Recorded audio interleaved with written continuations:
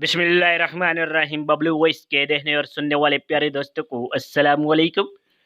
प्यारे दोस्तों, एक बंदे ने इंग्लैंड में एक दुकान से 2000 पाउंड का एक कोट खरीदा। उसने अदायगी चेक की शक्ल में की। कोट लेकर वो सामने वाली दुकान में गया और दुकानदार से कहा, ये कोट मैं 200 पाउंड का बेचता हूँ, अगर खरीदना है तो सौदा करो। दुकानदार ने कोट देखा, कीमत देखी और सोचा कोट बिल्कुल नया है भी 2000 का, फिर ये 200 का क्यों बेच रहा है। दूसरे दुकानदार ने पहले दुकानदार जिससे उस आदमी ने कोट खरीदा था को फोन करके पूछा, जिस बंदे ने अभी अभी आपसे 2000 पाउंड का कोट खरीदा है, उसने अदायगी किस चीज से की है। दुकानदार ने कहा, चेक के जरिए। दूसरे दुकानदार ने कहा, मुझे वो चेक जेली लग रहा है, क्योंकि वो बंदा वही कोट मुझे 200 पाउंड का बेच रहा है। पहले दुकानदार ने पुलिस को फोन किया और उस बंदे को गिरफ्तार कराया। केस जब अदालत में गया तो अदालत वालों ने बैंक फोन करके पूछा, ये चेक असली है।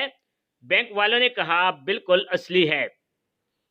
अदालत ने पूछा, इस बंदे के अकाउंट में बैलेंस है। बैंक ने कहा, जी है। अदालत ने कहा, आप इस चेक को कैश करेंगे।